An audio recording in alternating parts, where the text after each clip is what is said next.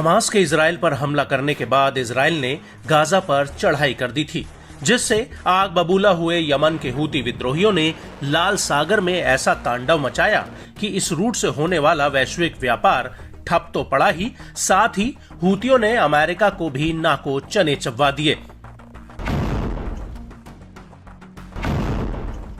America ने Houthi पर लगाम लगाने के लिए करीब 10 देशों के साथ मिलकर ऑपरेशन प्रॉस्पेरिटी गार्जियन शुरू किया, लेकिन थोड़े वक्त में ही उसकी भी हवा निकल गई और उसके बाद अमेरिका और ब्रिटेन ने साथ मिलकर कई बार हूती के हथियार डिपो पर हमला करके उसे कमजोर करने की कोशिश की, लेकिन उससे हूती और भी ज्यादा आक्रामक होकर लाल सागर से आगे हिंद महासागर समेत अरब सागर तक अपनी लंबी दूरी की मिसाइलों से हमला करने लगा।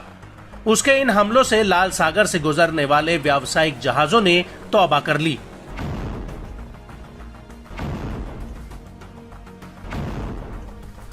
और अब अमेरिका ने 16 अक्टूबर 2024 को यमन के भीतर हूती के 5 अंडरग्राउंड हथियार डिपो पर एक बहुत बड़ी एयर स्ट्राइक की।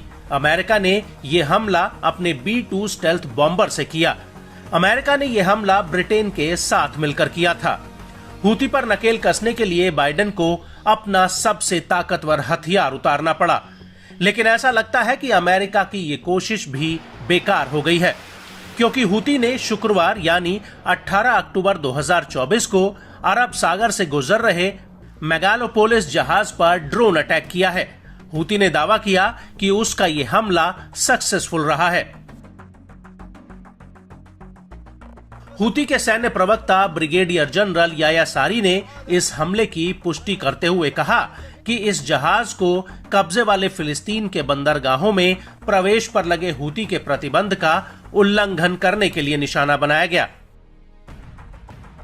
نفذت القوات المسلحة اليمنية بعون الله تعالى عملية استهداف لسفينة ميغل أبولوس في البحر العربي، وذلك بعدد من الطائرات المسيرة، وقد حققت العملية أهدافها بنجاح بفضل الله، ونفذت العملية من قبل سلاح الجو المسير في القوات المسلحة اليمنية।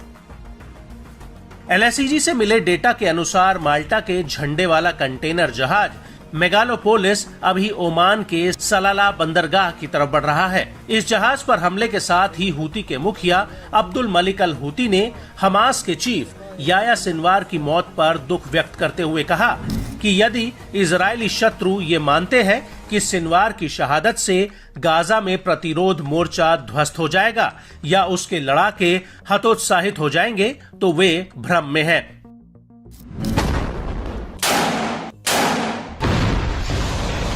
सैयद अल हूती ने आगे कहा कि हमास एक आंदोलन जो अपनी स्थापना के बाद से ही दृढ़ और समर्पित रहा है, अपने संस्थापक और कई प्रमुख नेताओं की शहादत के बावजूद डगमगाया नहीं है।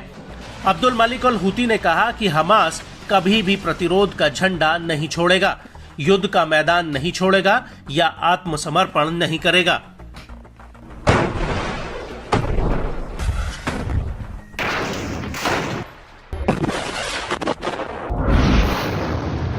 आपको बता दें कि लाल सागर में हूती के हमलों से पूरी दुनिया की शिपिंग इंडस्ट्री चरमरा गई है। एक अनुमान के मुताबिक इस रूट पर एक साल में करीब $1 ट्रिलियन का सामान होकर गुजरता है, लेकिन 7 अक्टूबर 2023 को हमास के गाजा पर हमले के बाद से ही ये रूट पूरी तरह से ठप पड़ गया है।